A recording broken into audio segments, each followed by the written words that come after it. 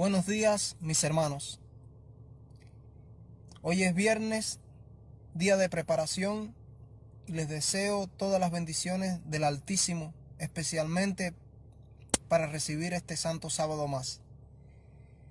Quisiera seguir tratando un tema muy importante, un tema que tiene que ver mucho con nuestra distinción como pueblo y que tiene que ver mucho con nuestra preparación para recibir la lluvia tardía en este tiempo final, antes de encontrarnos con Jesús en las nubes de los cielos.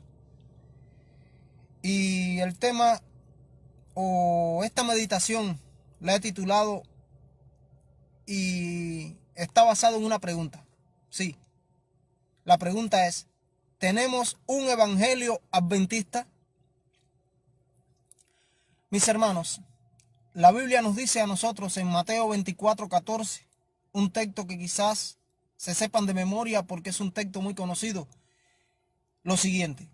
Allí en Mateo 24:14, y los que tengan Biblia y no se lo sepan lo pueden buscar, pero creo que se lo sepan la gran mayoría de los que me escuchan.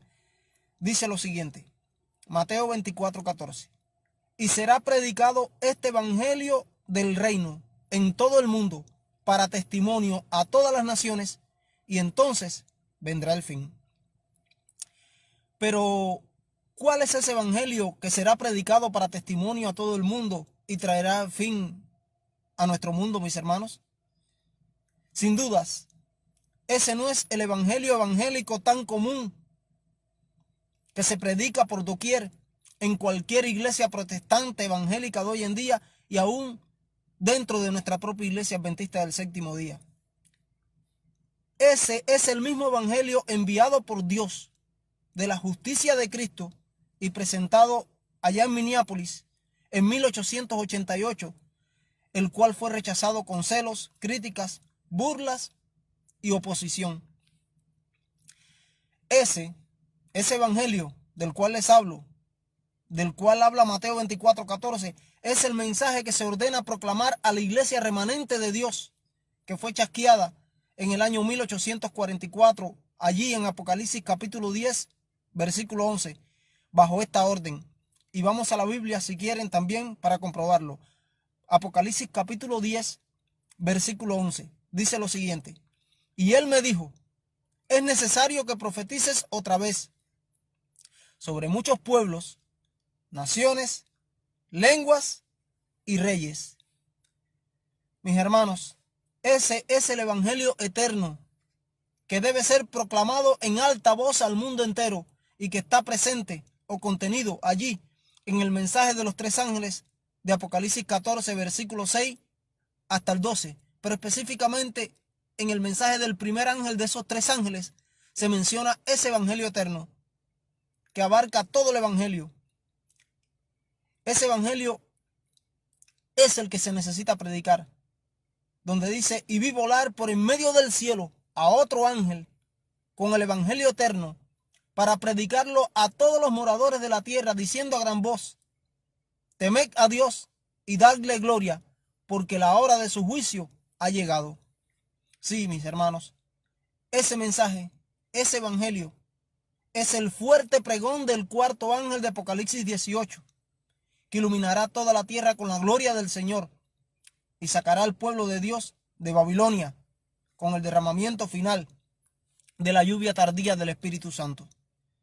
Es el clamor de medianoche también que da el portero, como lo dice allí Marcos 14:34, que velaba y nunca se durmió. Allí en Mateo 25:6 dice que a la medianoche se oyó un clamor que dijo: viene el esposo, salid a recibirle. Sí, y ese clamor de medianoche despertará a las 10 vírgenes de la parábola ante la venida del esposo o el novio, y dará comienzo al zarandeo final dentro del pueblo de Dios, que mostrará la prudencia de unos y lamentablemente la insensatez de otros en un momento de crisis. Ese es el verdadero evangelio de Dios y no un falso evangelio, mis hermanos. Es el evangelio confiado al pueblo remanente de Dios del tiempo final, que traerá la formación de una generación victoriosa sobre el pecado. representada por los 144,000.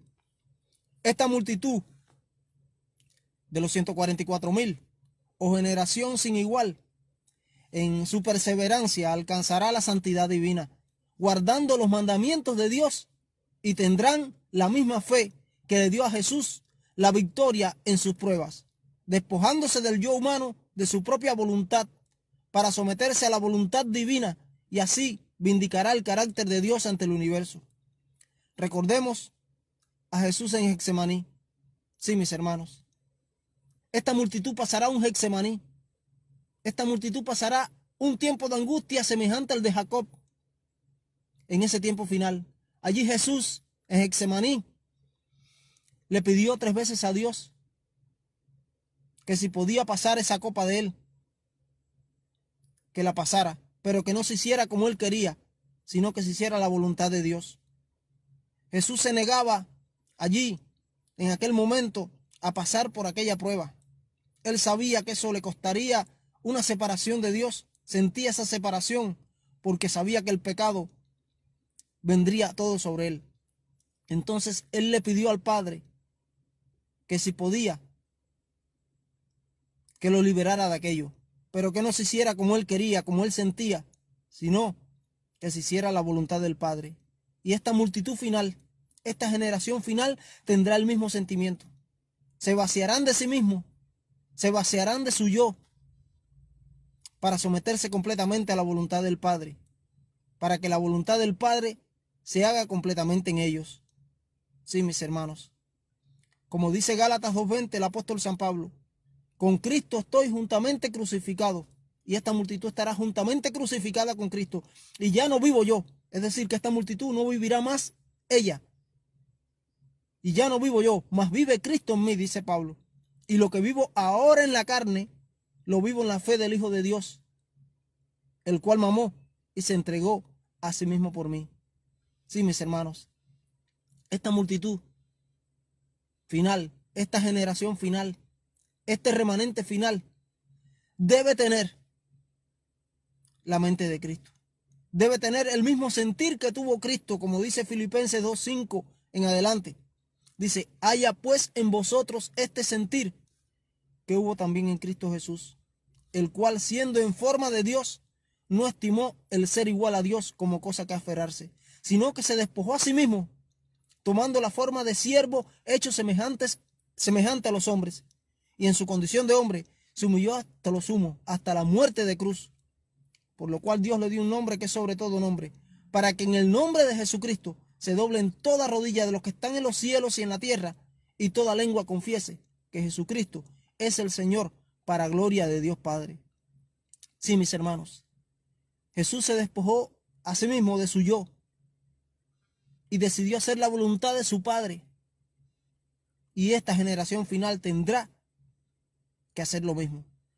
Tendrá que tener la mente de Cristo, el mismo sentir de Cristo, dejar de querer hacer su voluntad y crucificar su carne y su yo con Cristo, para vivir en la fe de Jesús, la fe que a Jesús le dio la victoria en la hora de su prueba.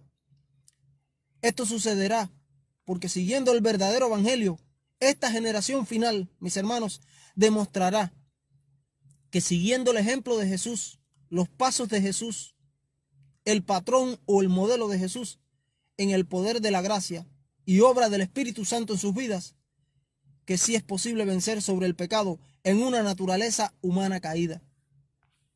Esta generación alcanza la promesa de Jesús contenida allí en Apocalipsis 3:21, que dice, y les digo desde el 20 en adelante, que creo que no sabemos mucho porque está en el mensaje de la iglesia de la Odisea, y un texto muy bonito o unos pasajes muy bonitos allí en la parte final del mensaje de la Odisea.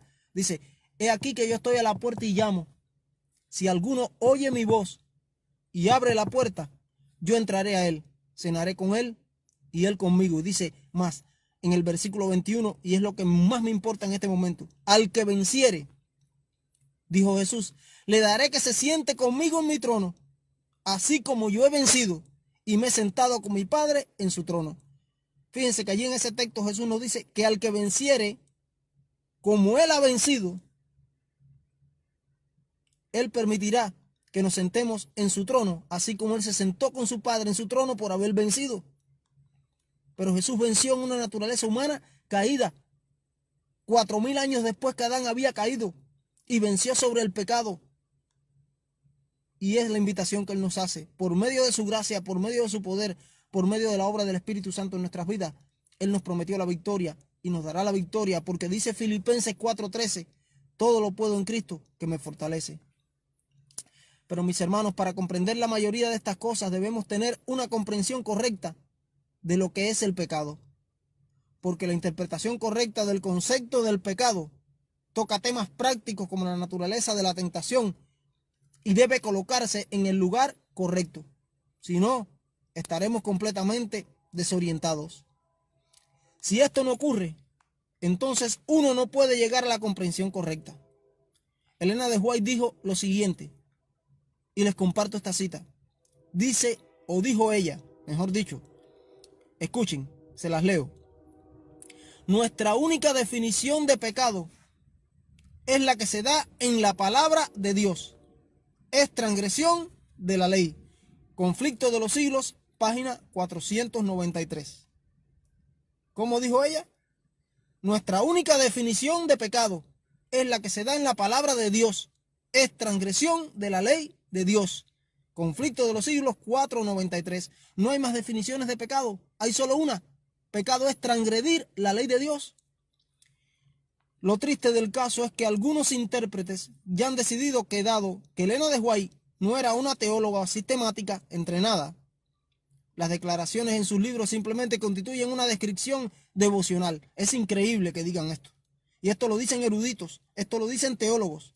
Teólogos que especulan de sus títulos y sin embargo están llegando al punto de la blasfemia en este punto, porque están rechazando a un profeta enviado por Dios, a una mensajera enviada por Dios con un mensaje inspirado por Dios. ¿Y cómo se les ocurre decir que no, que Elena de White no era una teóloga sistemática, entrenada en ningún colegio, en ninguna universidad, con ningún título? Y que las declaraciones que están en sus libros, increíbles, simplemente constituyen una descripción devocional. La Biblia nos dice que Jesús vino a salvarnos, mis hermanos, de nuestros pecados, lo que significa que nuestra comprensión del pecado está interrelacionada con otras cuestiones como la justificación, como la santificación y el ministerio sacerdotal o sumo sacerdotal en los lugares santo y santísimo del santuario celestial por Cristo. La doctrina del pecado, predicada y enseñada por Agustín, dice algo así como esto: que Dios predestina soberanamente todo lo que sucede, incluido el pecado y el mal, y la salvación y la justicia. Increíble. Es la predestinación no existente. Dice Agustín que Dios predestina soberanamente, en su soberanía divina, todo lo que sucede, incluido el pecado, como si Dios hubiera planificado el pecado y el mal. Increíble. Y la salvación y la justicia. Los reformadores como Martín Lutero y Juan Calvino tendieron a aceptar las opiniones de San Agustín sobre este asunto. Y es lógico, porque ellos estaban dentro del error. Ellos eran sacerdotes católicos y ellos comenzaron la reforma y ellos no tuvieron tiempo de ver todas las luces de la verdad en aquel momento y no pudieron reformar todas las cosas y se quedaron con ciertas enseñanzas del catolicismo que no lograron reformar en aquel momento. Entonces, Lutero y Calvino tendieron a aceptar las opiniones de Agustín sobre este asunto. Pero lo triste del caso y lo lamentable es que también algunos adventistas tienden a basar su visión del pecado, la justificación y la santificación, mis hermanos, en la visión de los reformadores, influidos por Agustín. Agustín declaró que después de la caída, la gente es libre de pecar, pero no libre para no pecar. Increíble. Él dijo que la gente era libre para pecar después de la caída, pero no libre para no pecar. Por lo tanto, el pecado, la justicia y la salvación y la condenación son todos los resultados de la decisión de Dios y no los nuestros, según esta ideología o esta enseñanza. Es decir, que si cooperaste con Dios y eres salvo, es porque Él decidió. Y si estás perdido, no tuviste nada que ver con eso. Increíble. La doctrina del pecado original, mis hermanos, tiene su base en la doctrina de la predestinación, tal como lo interpreta la filosofía griega, tomada por Agustín, porque Agustín tomó de la filosofía griega para sus enseñanzas. Bajo la enseñanza o patrón filosófico griego, expresado por Agustín, la libertad de no pecar no existe entonces. Quiero que seamos un poco sensatos y lógicos ahora y pensemos por un momento que si definimos el pecado como Agustín enseñó, al decir que después de la caída la gente es libre de pecar, pero no libre para no pecar, y que el pecado, la justicia y la salvación y la condenación son todos los resultados de la decisión de Dios, no los nuestros. Responsabilizarte entonces a ti y a mí y a cualquier persona no tiene sentido si tú, yo o esa persona responsabilizada simplemente estamos llevando a cabo la voluntad irresistible de un Dios omnipotente que así lo decidió. Ahora les compartiré un análisis inspirado de los escritos de Elena de White aquí en el libro El conflicto de los siglos, que lo tengo conmigo, y le quiero leer lo que dice Elena de White aquí en El conflicto de los siglos en la página 568 y 569. Escuchen esto muy bien y se los voy a leer detenidamente. Dice allí, Conflicto de los siglos, página 568, 569. Dice, es el esfuerzo constante de Satanás tergiversar el carácter de Dios, la naturaleza del pecado y los problemas reales que están en juego en la gran controversia. Su sofisma disminuye la obligación de la ley divina y otorga a los hombres la licencia para pecar. Conflicto de los siglos, página 568, 569. Por lo tanto, mis hermanos, la declaración de la misión del enemigo incluye una tergiversación de la naturaleza del pecado, porque sabe que el resultado final de esto será una disminución con respecto a la obligación de la observancia de la ley divina. Ellos enseñan equivocadamente que el hombre nació en este mundo ya culpable y condenado por el pecado de Adán. La única libertad que posee es la libertad para pecar, pero el hombre es incapaz de incluso elegir no pecar. Es lógico. Esto es una locura, pero así se enseña y así se cree. Agustín enseñó la locura de que Dios elige a algunos de la masa humana de perdición para recibir el don de la fe por gracia y deja a otros para su merecida condenación. La implicación es clara, que el pecado no tiene nada que ver con la transgresión de la ley en esto. Y Elena de White lo dijo bien claro y está en El conflicto de los siglos y está en la Biblia. Dice que la única definición de pecado es la transgresión de la ley, no hay otra. Si Dios te ha decretado ser justo, entonces no puedes resistir su voluntad, según la filosofía de Agustín, según esta enseñanza. Ahora bien, los conceptos de libertad, elección y pecado deben interpretarse dentro del marco filosófico griego, y cuando se hace eso, uno es salvado o perdido por los decretos divinos arbitrarios que vienen de parte de Dios. Wow, tremendo. El pecado está siempre divorciado de la elección, según esta enseñanza, y el desarrollo del carácter ya ha sido arreglado por Dios. Entonces, dice Elena de White allí mismo en El conflicto de los siglos, y se los leo también, en la página 492, dice lo siguiente: para muchas mentes, el origen del pecado y la razón de su existencia son una fuente de gran perplejidad. Hay quienes en sus indagaciones sobre la existencia del pecado se esfuerzan por buscar en lo que Dios nunca ha revelado. Otros, sin embargo, no logran una comprensión satisfactoria del gran problema del mal, del hecho de que la tradición y la mala interpretación han oscurecido las enseñanzas de la Biblia sobre el carácter de Dios, la naturaleza de su gobierno y los principios de su trato con el pecado. Conflicto de los siglos, página 492. Mis hermanos, algunos ex-adventistas del pasado y muchos evangélicos y demás protestantes han dicho y dicen que la doctrina adventista de la purificación del santuario y la del juicio investigador distorsionan y contradicen el único evangelio de gracia del nuevo pacto. Ellos, estas personas, creen que la doctrina adventista de la purificación del santuario celestial y el juicio investigador está totalmente errada. Ellos nos acusan y acusan a Elena de White que esto es perfeccionismo. Y esto es algo terrible y conduce a una inseguridad devastadora en la experiencia cristiana.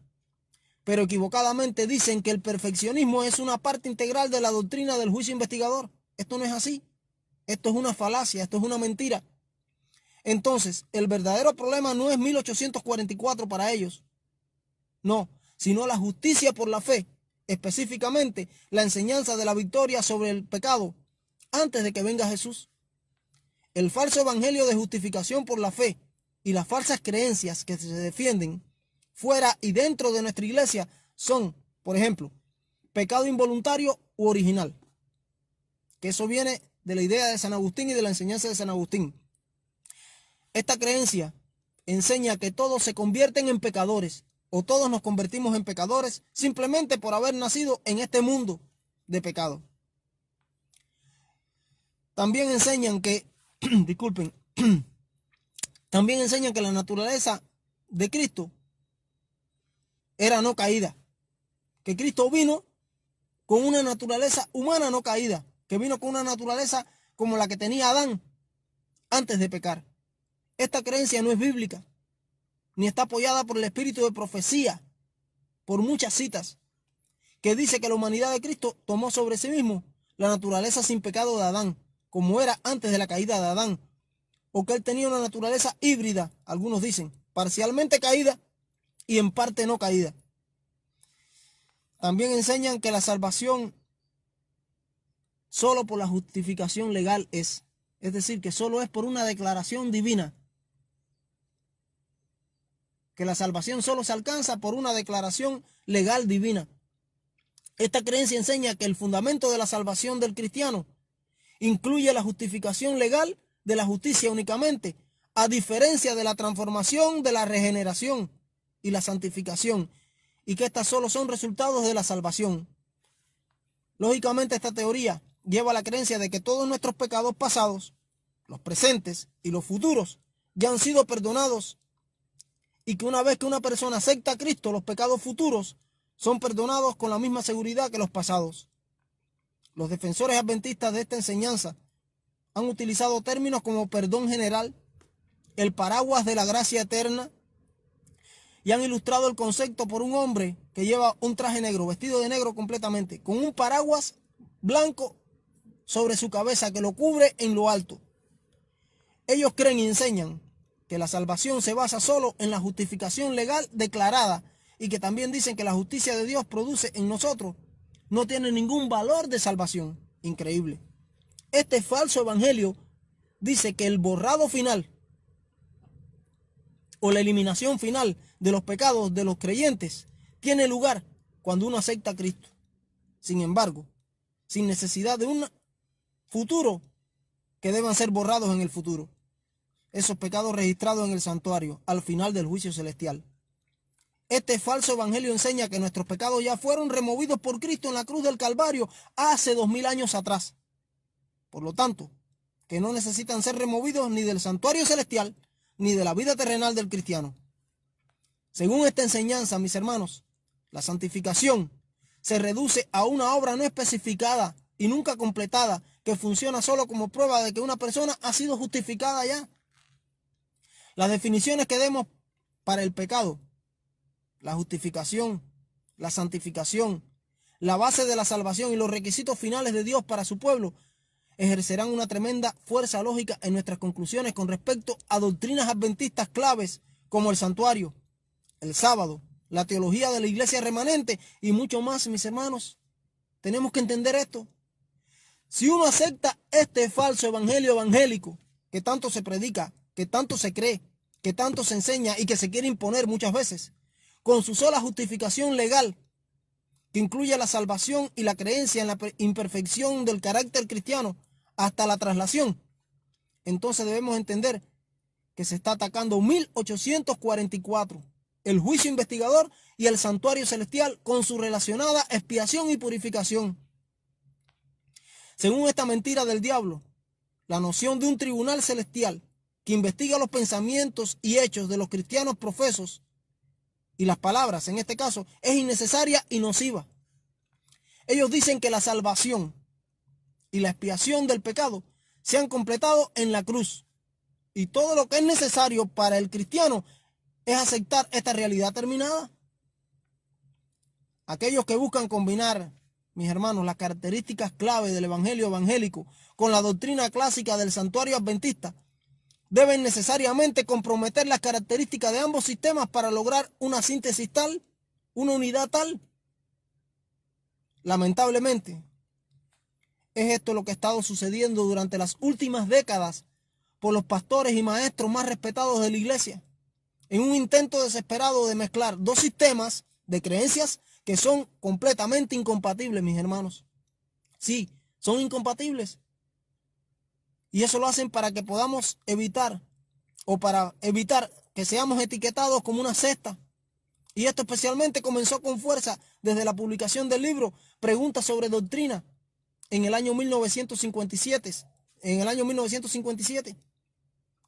Ni las Sagradas Escrituras, los escritos de Elena de White, tampoco, ni la lógica simple permiten tal armonía en estas cosas, mis hermanos. Pensemos bien. Pidámosle a Dios la ayuda para entender la verdad si estamos confusos, porque es hora de despertar. Las consecuencias de tales esfuerzos continuarán siendo la tensión, división y suposiciones inconsistentes y una paz mediada de manera precaria. A lo que se llama unidad en la diversidad, en realidad es desunión en el desacuerdo, mis hermanos, con mucha sospecha por ambas partes. Y al final, esos esfuerzos están destinados al fracaso absoluto y no sé por cuánto tiempo más. Esto va a ser clave para el zarandeo que viene. Y recordemos lo que Elena de White dice acerca del zarandeo, que el zarandeo viene por causa del rechazo del consejo del testigo fiel a la iglesia de la Odisea, y aquellos que lo aceptan van a provocar el celo en aquellos que no lo aceptan. En el paradigma o patrón de la predestinación, la salvación no depende de nada que podamos hacer en esta vida. La inmortalidad del alma, el pecado original, la depravación total, llevan directamente a la conclusión de que el pecado no tiene nada que ver con la elección, mis hermanos. Por lo tanto, la causa fundamental de la noción de que el pecado está separado de la elección reside en las doctrinas de la inmortalidad del alma y los decretos divinos que surgen del paradigma filosófico griego. Ay, mis hermanos, las consecuencias para la cristología y los problemas de estilo de vida son enormes. Los datos solo pueden ser interpretados por uno u otro sistema, pero no por una combinación de los dos. Es ilógico completamente. Elena de White escribió lo siguiente en El conflicto de los siglos. Y los que tengan el conflicto pueden buscar y comprobarlo ahí. Yo lo voy a buscar y se los voy a leer en este momento. Conflicto de los siglos, en las páginas 488 y 489. Escuchen lo que Elena de White escribió. Ella escribió lo siguiente.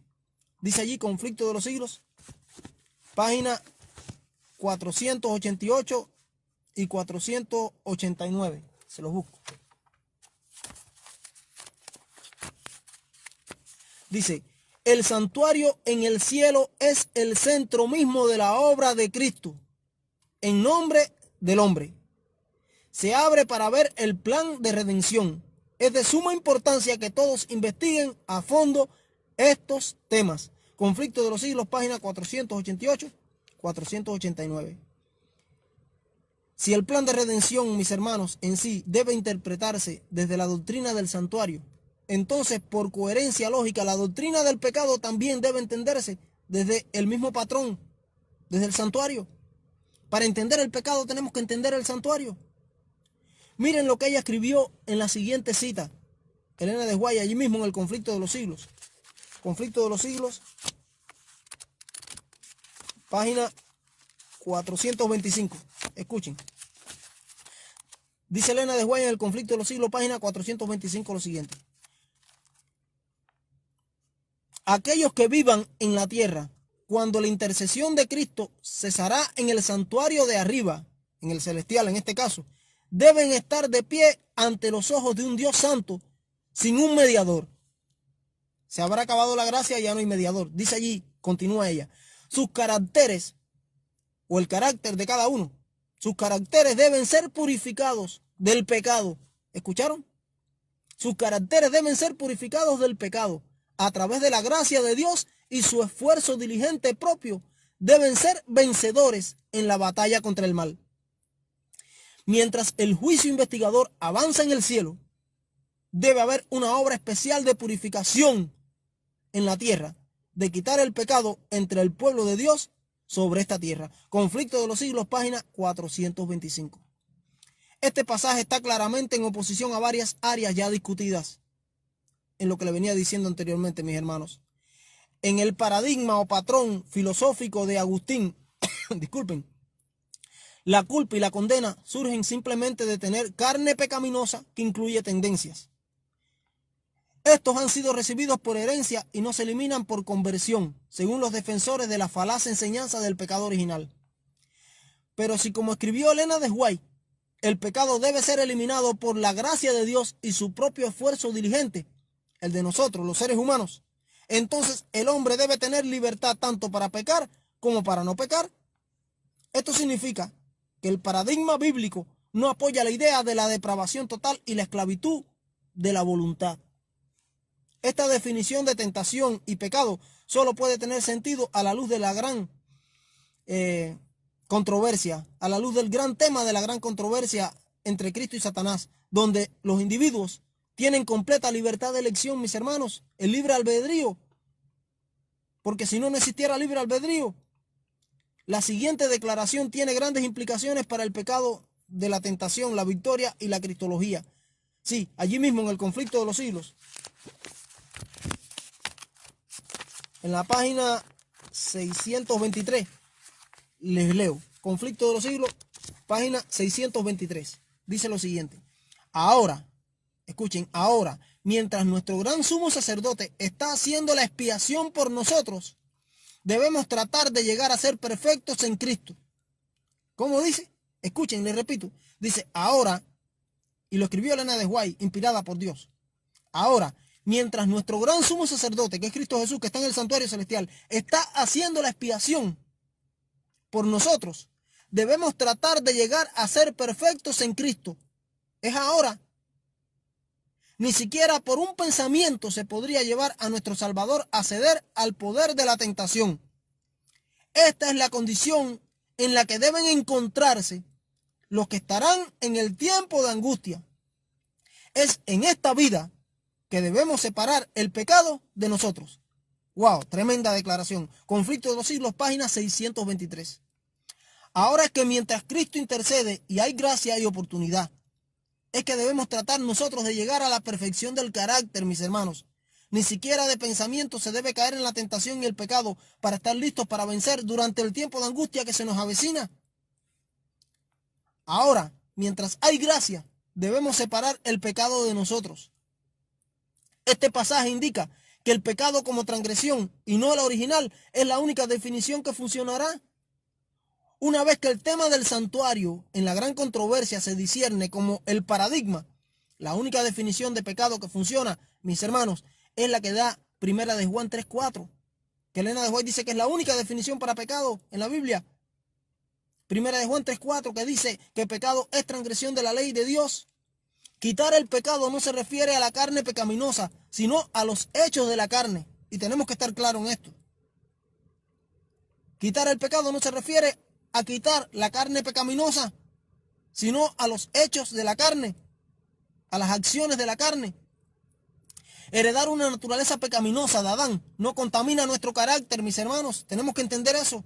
Y ahí es donde muchos se confunden y quieren estar confundidos.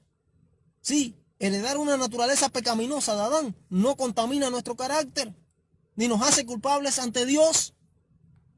Es la transgresión la que hace eso. Heredar la carne pecaminosa o la naturaleza caída de Adán no destruye la capacidad de una persona para elegir ser libre del pecado. No nos quita el libre albedrío, la capacidad de elección. No. La insistencia de Elena de White de que nuestra única definición de pecado es la transgresión de la ley, es de hecho una declaración teológica y no devocional, como muchos dicen.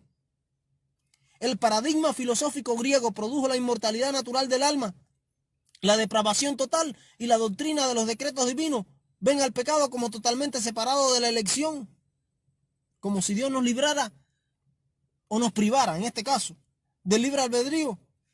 Cuando Elena de White, bajo inspiración divina, se refirió a deshacerse del pecado cooperando con la gracia de Dios, en su declaración asumió que los seres humanos poseen o poseemos una libertad genuina para elegir a quién serviremos. El juicio solo tiene sentido si el pecado se define como transgresión de la ley divina. Si no, ¿para qué el juicio? ¿A quién Dios va a juzgar? Entonces, si no hay una libertad de elección, el tema de la gran controversia debe ser la base y la guía de nuestro razonamiento, mis hermanos. Es muy extraño, pero muy cierto, que una división irreconciliable entre dos afirmaciones muy diferentes y opuestas sigue siendo un tema de gran controversia dentro de nuestra iglesia, tal como lo interpretan algunos maestros adventistas. En el gran paradigma de la gran controversia, el pecado tiene fundamentalmente dos componentes: el efecto debilitador de la transgresión de Adán, que se nos transmite a través de la ley de la herencia, en una naturaleza humana caída, pecadora y propensa al pecado, de la que ninguno es culpable. Y número dos, nuestras propias elecciones y actos pecaminosos de los cuales somos responsables y culpables. Lo único que heredamos de la caída de Adán y como consecuencia de su caída es una naturaleza humana debilitada, la carne pecadora caída. Sin embargo, de ninguna manera recibimos ninguna culpa o condena o merecemos ningún castigo por el pecado que cometió Adán, porque no es nuestra culpa directa. La Iglesia Católica Romana enseña que nacemos pecadores, la famosa enseñanza del pecado original, y que el pecado original es universal. Por lo tanto, cada niño, según ellos, se profana en su nacimiento con la mancha de la desobediencia de Adán. Por lo tanto, el bautismo, que elimina el pecado original, es tan esencial para el infante como para el hombre adulto para alcanzar el reino de los cielos. Por eso el bautismo de infantes. La confesión de los príncipes protestantes allí en Augsburgo dice lo siguiente, y eso lo escribió Willy en la historia del protestantismo, en la parte 1, en la página 597, y se la cito, la tengo aquí anotada. Dice esa cita por Willy en la historia del protestantismo, parte 1, página 597, lo siguiente, que fue la confesión de los príncipes protestantes de Augsburgo. Y escuchen lo que dice esa confesión. Dice: desde la caída de Adán, todos los hombres nacen en pecado, lo que se somete a la condena y trae la muerte eterna a todos los que no han sido o los que no han nacido de nuevo por el bautismo y el Espíritu Santo. Es decir, que la enseñanza del pecado original surgió del paganismo griego y fue canalizada aún más por Agustín hacia la Iglesia Católica Romana y por la mayoría de los protestantes reformadores. Esta falsa creencia, lógicamente, requiere que Cristo asuma la naturaleza humana del hombre antes de la caída para liberarnos ostensiblemente de la presunta culpa del pecado original. El siguiente paso lógico, por supuesto, es aceptar la falsa creencia de la concepción inmaculada de María, la madre de Jesús, por lo que él podría recibir una naturaleza humana sin pecado de María 4000 años después que Adán había caído. La creencia falsa acerca de la naturaleza del pecado conduce a una creencia falsa acerca de la naturaleza de la salvación, mis hermanos. Sí, tenemos que estar claros en esto. Se llega a cualquier conclusión con respecto al efecto de la caída de Adán y la naturaleza del pecado transmitido en esa caída. También determinará lógicamente nuestras conclusiones sobre la naturaleza humana de Cristo. Los dos entendimientos en conflicto de la naturaleza humana de Cristo provienen de dos entendimientos diferentes de lo que constituye el pecado. Por eso tenemos que entender qué cosa es el pecado para poder entender todo lo demás. Es punto neurálgico, fundamental, principal, el entendimiento claro del concepto de lo que es el pecado. Porque si no, nos pueden confundir o podemos estar confundidos en todo lo demás. Se convirtió entonces en uno de nosotros, en que asumió en su encarnación la misma materia prima humana debilitada y caída que tenemos como resultado de la caída. Sí, mis hermanos, Cristo se convirtió en uno de nosotros. Él asumió en su carne la misma materia prima humana debilitada y caída que Adán nos heredó, nos dejó, y que tenemos como resultado de la caída de Adán y Eva. La naturaleza humana sin pecado antes de la caída no podía morir, pero la carne humana pecaminosa después de la caída puede morir, sí muere. En su encarnación, Cristo asumió la naturaleza debilitada y caída de la humanidad 4000 años después de la caída de Adán. La carne pecaminosa, la misma humanidad de los hombres y mujeres. Él condescendió a convertirse en un hombre. Jesús tomó la misma carne pecaminosa nuestra, la naturaleza caída nuestra, a la que estamos sometidos, y venció en el poder del pecado. En esa misma carne humana caída, pecadora. Él venció el poder del pecado. Disculpen. Sí, Él venció el poder del pecado. Y al que tenía el poder y el imperio sobre el pecado, esto es el diablo, sí lo venció en esa misma carne humana caída pecadora. Así como Jesús confió y recibió la fuerza de Dios para hacer todo lo que hizo, nosotros, tú y yo, podemos en total entrega a Cristo Jesús experimentar la victoria y la salvación del pecado.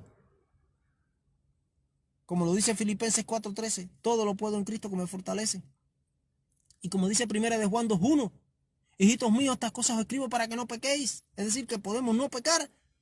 Pero si alguno hubiere pecado, abogado tenemos para con el Padre, Jesucristo el justo. Pero dice, estas cosas escribo para que no pequéis. Y en Apocalipsis 3:21 también, la promesa de él que le leí anteriormente, que dice allí, al que venciere, así como yo he vencido, yo lo dejaré que se siente en mi trono, así como yo he vencido y me he sentado con mi Padre en su trono. Sí, es posible vencer, así como Él ha vencido, porque Él es el modelo, Él es el patrón, Él es el ejemplo. Para muchos puede sorprender que los teólogos protestantes más eminentes de la segunda mitad del siglo XX declaren abiertamente que la naturaleza humana de Cristo es la del hombre después de la caída. Durante los 100 años que transcurrieron entre 1850 a 1950, los adventistas enseñaron la caída de la naturaleza humana de Cristo como algo indiscutible. Había un consenso general, histórico, en la igualdad de la creencia. Sí, los adventistas, desde los pioneros hasta 1952, con la formación del libro Cuestiones sobre Doctrina, se enseñó de manera general histórica acerca de que la naturaleza humana caída fue la que heredó Cristo. Eso era algo indiscutible.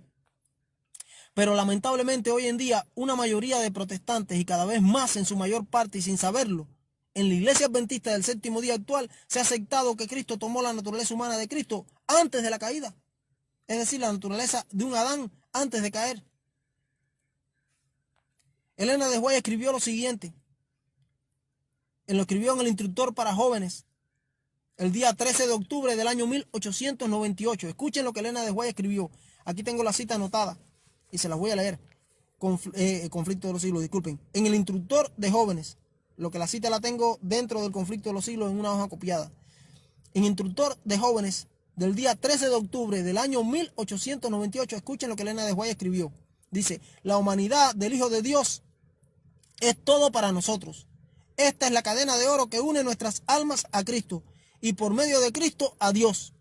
Este será nuestro estudio, y el estudio de la encarnación de Cristo es un campo fructífero que recompensará al buscador que profundiza en la verdad presente. Pero ella escribió también en la Review and Herald del día 24 de febrero de 1874 lo siguiente. Escuchen lo que Elena de White escribió en la Review and Herald del 24 de febrero de 1874. La gran obra de la redención solo puede ser llevada a cabo por el Redentor que toma el lugar del Adán caído. Miren, más claro ni el agua clara, mis hermanos. ¿Cómo dice la cita? Dice, la gran obra de la redención solo puede ser llevada a cabo por el Redentor, que es Cristo Jesús, que toma el lugar de Adán caído. ¿Cuál fue el lugar que tomó? El lugar de Adán caído. Como un segundo Adán caído. En ese sentido, en la carne. Cambiar a la iglesia adventista del séptimo día de su posición sostenida de 1852 a 1952 sobre la naturaleza humana caída de Cristo representó una tarea formidable, mis hermanos. Para eso necesitamos estudiar la historia. Una historia que no se conoce mucho, que no se investiga mucho, ni se habla mucho. Pero tenemos que ir a la historia. Porque Elena de White dijo, no tenemos nada que temer al futuro, a menos que olvidemos la forma maravillosa en que Dios nos condujo en el pasado. Y si no conocemos nuestro pasado, estamos condenados a repetir la historia si no la entendemos. Tenemos que estudiar, tenemos que investigar, tenemos que analizar. Uno de los defensores más fuertes y más activos de esta nueva interpretación antiadventista, proponiendo la de Cristo con una naturaleza humana no caída, aunque haya nacido de una María caída, 4000 años después de la caída de Adán, fue Leroy Edwin Fromm, el principal editor del libro Cuestiones sobre Doctrina. Sí, cuando los líderes evangélicos Barnhouse y Martin discutieron con el trío compositor del libro Cuestiones sobre Doctrina el asunto de la encarnación, se les aseguró a ellos, fíjense eso, que la mayoría de la denominación siempre ha enseñado que la humanidad de Cristo fue sin pecado y perfecta, y eso es mentira. La mayoría, la creencia histórica no era esa, y ellos dijeron una mentira allí para congraciarse con estas personas.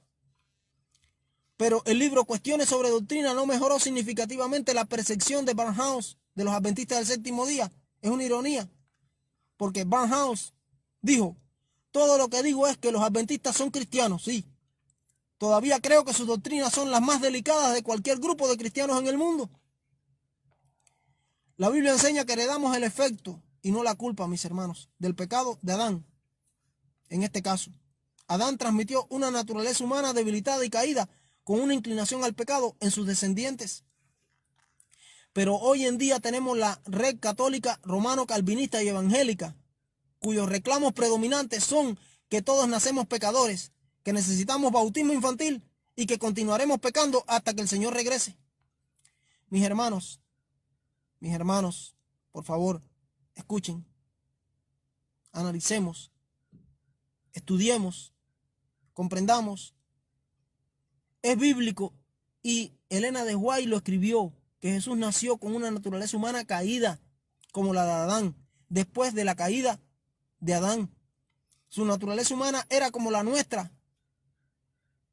El intento de resolver el debate sobre la naturaleza humana de Cristo no se puede lograr mediante una mezcla híbrida de las interpretaciones anteriores y posteriores a la caída. Se trata de uno u otro. Sí, o blanco o negro. No puede ser gris. Cuestiones sobre Doctrina fue el caballo de Troya definitivo que oficialmente abrió las compuertas de la teología. Sí, de la teología católica y calvinista en el sistema de creencias adventistas del séptimo día establecido divinamente. Este libro busca buscó revertir la enseñanza de un siglo adventista sobre la naturaleza humana de Cristo. Esta parte de la historia de nuestra iglesia nos ayudará a entender la desunión interna con respecto a nuestros estándares cristianos, nuestra identidad remanente, las razones por las cuales retrasó Cristo la segunda venida de Cristo. Su segunda venida, sí, porque Elena de White lo habló, lo escribió bien claro. El plan de Dios y Cristo era regresar en aquellos días. Si se hubiese aceptado el mensaje de Minneapolis y el mensaje de 1888, pero como fue rechazado, estamos vagando en este mundo más de 130 años desde la fecha, cuando Él quería llevarnos inmediatamente al cielo, o a aquella generación en aquel tiempo. Se hubiera derramado completamente la lluvia tardía, se hubiera dado fuerte pregón y se hubiese vindicado el carácter de Dios en esta tierra, ante el universo, y Cristo hubiese regresado ya y se hubiese acabado el pecado en este mundo. Pero mis hermanos, si andamos equivocados acerca de la naturaleza humana de Jesús, corremos el riesgo de equivocarnos en cada aspecto del plan de la salvación. Y eso no se quiere entender. Podemos no entender la realidad redentora de la gracia otorgada a los humanos por Jesús para liberar a la humanidad del poder del pecado. Si esto pasa, sí, podemos no entender la realidad redentora de la gracia de Cristo otorgada a nosotros por Jesús, a nosotros los seres humanos, para liberar a nosotros, a los humanos, del poder del pecado. Elena de White nos advirtió lo siguiente, en el séptimo comentario bíblico adventista, en la página 929. Fíjense cómo dice esta cita, mis hermanos.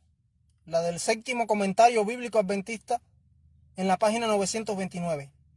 Dice allí: en nuestras conclusiones cometemos muchos errores debido a nuestras opiniones erróneas de la naturaleza humana de nuestro Señor. Cuando le damos a su naturaleza humana un poder que no es posible que el hombre tenga en sus conflictos con Satanás, destruimos la integridad de su humanidad. Les repito, en nuestras conclusiones cometemos muchos errores debido a nuestras opiniones erróneas de la naturaleza humana de nuestro Señor. Cuando le damos a su naturaleza humana, a la de Cristo en este caso, un poder que no es posible que el hombre tenga en sus conflictos con Satanás, destruimos la integridad de su humanidad. Séptimo comentario bíblico adventista, página 929. Entonces, mis hermanos, ¿por qué algunos adventistas conservadores colocados estratégicamente persisten en mantener el punto de vista previo a la caída? Sí, el punto de vista de que Jesús vino con una naturaleza no caída antes de que Adán cayera. ¿Es por un mero respeto a la autoridad de los hombres antes que a Dios y su palabra? Esa es mi pregunta. Pero lamentablemente, sí, mis hermanos, lamentablemente, la creencia en la cristología posterior a la caída es una marca registrada con la que califican a los que así lo creen. Y así lo enseñan también.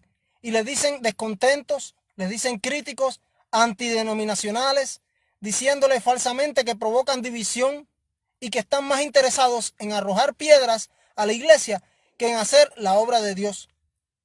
Cuando estas personas que creen estas cosas aman a esta iglesia, aman a este mensaje y están identificados con él y saben por qué son adventistas del séptimo día, porque tienen una identidad bien clara. Entonces, mis hermanos, esto provoca una piadosa repulsión a veces, sí, y piadosa entre comillas, contra los que sostienen el pensamiento de que Jesús experimentó tentaciones carnales de una naturaleza humana caída. Entonces, ven la idea de que nuestro Salvador, puro e inmaculado, tenga algo que pueda llamarse pecaminoso como abominable. Conociendo su propia inclinación a ceder a tales impulsos pecaminosos de una naturaleza humana caída, no quieren al Cristo encarnado cerca de tales luchas. Las opiniones falsas sobre el pecado y la naturaleza de Cristo abundan, sí, abundan y están en todas las líneas y vienen desde el catolicismo, están en el protestantismo, en las cuestiones prácticas del evangelio como la justificación por la fe. La verdad es que el evangelio adventista no es el típico evangelio católico, mis hermanos, o no es el típico evangelio protestante, el evangelio evangélico, por lo que ninguno de los grupos lo aprecia. Debemos obedecer a Dios aún, sí, mis hermanos, debemos obedecer a Dios aún cuando no entendemos por qué, sí. Y recordemos los ángeles en el cielo. Al principio, en la rebelión, estaban de la parte de Lucifer casi la mitad de los ángeles del cielo. Y un tercio de esos ángeles, de casi la mitad, se regresaron a Dios. Sí, se regresaron a Dios porque los demás ángeles que no se reviraron en contra de Dios, no se volvieron rebeldes en el inicio, los convencieron.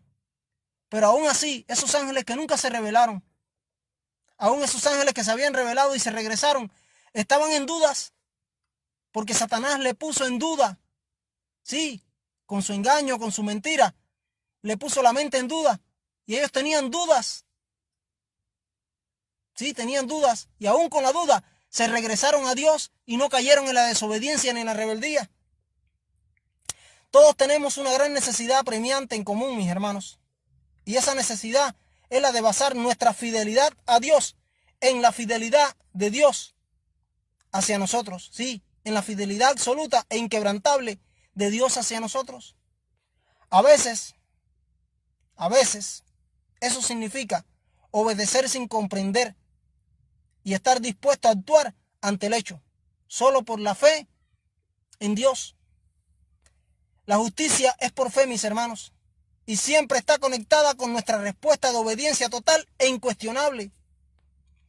Por eso solo el evangelio adventista puede hablar honestamente de la verdadera perfección cristiana, mis hermanos. ningún otro evangelio puede hablar de perfección. No, ningún otro evangelio puede hablar de perfección cristiana. Solo el evangelio eterno, el evangelio adventista, el evangelio que predicamos, la justicia impartida de Cristo, es la obra que Él hace en nosotros. Sí, es la obra que Cristo hace en nuestras vidas, de cambiarnos a su imagen, haciendo una unidad con Él. Esto es lo que realmente significa ser perfectos en nuestra esfera. Es ser perfectamente unos con Él, o uno con Él. Nuestras actitudes cambian, lo que motiva la obediencia en nosotros para reflejarlo completamente. Tomamos todo lo que podemos de Cristo para obtener, negando lo que ensombrece su gloria. Al contemplar, nos convertimos en Él. Sí, porque nos convertimos en todo aquello que contemplamos. Y si contemplamos a Dios, nos convertimos cada vez más a Él. Nos asemejamos cada vez más a Él. Y somos transformados de gloria en gloria a su imagen. La promesa del lugar santísimo, mis hermanos, es la promesa de la perfección del carácter. Sí, es la promesa de la perfección del carácter. Allí se nos enseña la victoria sobre todos los pecados, tanto conocidos como desconocidos, mis hermanos, porque tiene que ver con la purificación y la limpieza total de la mente, del corazón. Y para que el santuario sea limpiado y purificado completamente, Dios necesita una generación en esta tierra que haya limpiado su corazón, que haya limpiado su mente y su alma del pecado, para así culminar la obra en el lugar santísimo del santuario. Ignorar los dos departamentos del santuario y enseñar solo la bendición del primer departamento, el lugar santo, es en esencia decir que no hay diferencia. La única verdad especial que tienen los adventistas, que no se enseña en ninguna otra denominación, mis hermanos, es el mensaje de la expiación final, la purificación del santuario celestial. Dios está tratando de preparar a un pueblo. Sí. Está tratando de preparar a un pueblo, a una generación que obtenga la victoria sobre el pecado, una generación que lo glorifique a Él, que vindique su carácter y que demuestre que Él dijo la verdad y que ha dicho la verdad y que tiene la verdad y que el mentiroso es Satanás. Una generación cuya conquista en su vida demolerá para siempre los cargos de Satanás contra el gobierno de Dios y contra Él mismo. La expiación final se mantendrá hasta el final de los tiempos, mis hermanos, hasta que se cierre la gracia, porque sólo así Dios tendrá un pueblo totalmente perfecto. Dios podría usar a un hombre como Martín Lutero en una generación anterior, sí, aunque bebía cerveza y aborrecía a los judíos, sí, pero no puede aceptar tal actuación de los creyentes al final de la gran controversia de su última generación remanente. No, porque Martín Lutero vivió a la altura de la luz que tenía y Martín Lutero está salvo y va a estar salvo y se va a levantar en la resurrección general. Pero él vivió a la altura de la luz que tenía y no reformó todas las cosas. Pero esta generación final es una reforma de todas las reformas para vindicar completamente el carácter de Dios. El tiempo se ha detenido a través del tiempo, mis hermanos. Sí, se ha detenido el tiempo porque Dios continúa esperando. Sí, Dios continúa esperando la formación de una generación cuyo triunfo ininterrumpido sobre el pecado silenciará para siempre las acusaciones de Satanás. Y esta será colaboradora con Cristo para vindicar el carácter de Dios ante el universo. La primera declaración de Dios al mundo caído fue Génesis 3:15, a lo que muchos llaman el protoevangelio. Sí, a pesar de su pecado, el Señor inmediatamente le dio a Adán y Eva la promesa de la redención, ya que solo después que se revela la gracia y la salvación, el Señor pronuncia el juicio. Él no lo juzgó ni le pronunció su juicio antes de darle la esperanza y la promesa de la salvación, de la venida de Cristo un día. La promesa de salvación vino primero, seguida por el juicio. El concepto mismo del Evangelio lleva dentro de sí mismo el concepto de condena. Una condena que no tenemos que enfrentar. Esas son las buenas nuevas. Sí, aunque hemos violado la ley de Dios y aunque Dios juzgará esas violaciones, en Cristo Jesús nos libramos de la condena que este juicio ciertamente traerá. En el libro de Apocalipsis 14, en el capítulo 14, está el evangelio eterno, allí en el mensaje de los 3 ángeles. Es decir, allí se ve que viene el evangelio primero, en el versículo 6, versículo 7, en el mensaje del primer ángel. Primero viene el evangelio eterno, el evangelio, y después seguido del anuncio del evangelio eterno, viene el juicio, el anuncio del juicio, tal como en Génesis capítulo 3. El juicio está ahí, pero no antes del evangelio. Primero está el evangelio, las buenas nuevas de salvación. Por lo tanto, el fundamento de nuestro mensaje de verdad presente tiene que ser la gracia de Dios, el don inmerecido de Dios, la buena nueva, la buena noticia de que aunque merecemos la condenación eterna, somos perdonados, purificados y justificados a través de Cristo Jesús, a través de su sangre preciosa. Para los antiguos egipcios, mis hermanos, el nombre de una persona era una parte muy real de una persona, algo que marcaba su identidad. Y así pasaba en el antiguo Oriente, en el antiguo cercano Oriente. El nombre tenía que ver con el carácter, con la identidad de esa persona mucho. Y en Egipto no, era algo contrario. En Egipto, los antiguos egipcios, su nombre, el nombre de una persona, era una parte muy real de esa persona. Sus casas, las de los egipcios, aunque eran principalmente de ladrillos de barro y adobe, fueron construidas con postes de piedra. Sí, sus postes eran de piedra, no eran de adobe, de barro. Y los dinteles también de las puertas eran de piedra tallada. En la entrada de la puerta, de cada dintel, estaba inscrito el nombre de la persona propietaria de esa casa, de esa vivienda. Sí, de la persona que vivía dentro de esa casa. Y aunque la casa fuese destruida, la posibilidad de que existiera el nombre a través de la supervivencia de la piedra era extremadamente algo real. Sí, era algo real. Cuando Dios exigió que los israelitas pintaran con la sangre del Cordero Pascual, aquel día 14 de Nisán, en los postes de las puertas y los dinteles, les estaba pidiendo que cubrieran sus nombres con la sangre del Cordero. Sí, porque Israel vivía allí en Gosén, que era de la tierra de Egipto. Llevaban ya varios años en Egipto establecidos allí, desde la época que llegó Jacob con sus hijos tras los eventos de José. Y ya habían absorbido bastante esa identidad y cultura egipcia, porque ya se habían establecido allí muchos años. Y ellos tenían esa costumbre igual que los egipcios. En sus puertas tenían sus nombres puestos, en sus dinteles, en sus columnas. Allí estaban el nombre de los propietarios de la vivienda. Entonces Dios le exigió a Israel que pintaran con la sangre del Cordero Pascual en los postes de las puertas y en los dinteles. Él les estaba pidiendo que cubrieran sus nombres, que estaban allí escritos, inscritos, tallados en la roca, con la sangre del Cordero. Sus nombres en piedra no aseguraron su vida futura, mis hermanos, no. Solo la sangre del Cordero podría hacer eso. Necesitaban cubrir con la sangre de Cristo su nombre para ser salvos. Nosotros hoy necesitamos aprender esa lección. Sí, mis hermanos. Y yo les hago una pregunta. ¿Importa? ¿Realmente importa donde esté escrito nuestro nombre? Sí importa. Recordamos cuando la misión de los 70, cuando regresaron los 70 de la misión que había encomendado Cristo, venían muy regocijados, muy contentos y comenzaron a decirle a Cristo que los demonios se les sujetaban, que hacían milagros, que sucedían cosas. Y Cristo les dijo, mira, preocúpense primero porque su nombre está escrito en el libro de los cielos. Es lo que deben preocuparse. Por tanto, sí importa que nuestro nombre esté escrito en el libro de los cielos, en el libro de la vida del Cordero. El único libro importante, mis hermanos, es el libro de la vida del Cordero. Y que nuestro nombre esté allí, anotado en el cielo, en el santuario celestial. Para que nuestros nombres estén escritos en ese libro, debemos aceptar la sangre de Cristo Jesús, el Cordero de Dios que quita el pecado del mundo y que reemplaza a nuestra sangre, reemplaza a nuestra vida. Por supuesto, hay más en nuestro caminar con Dios que esto, pero todo comienza aquí.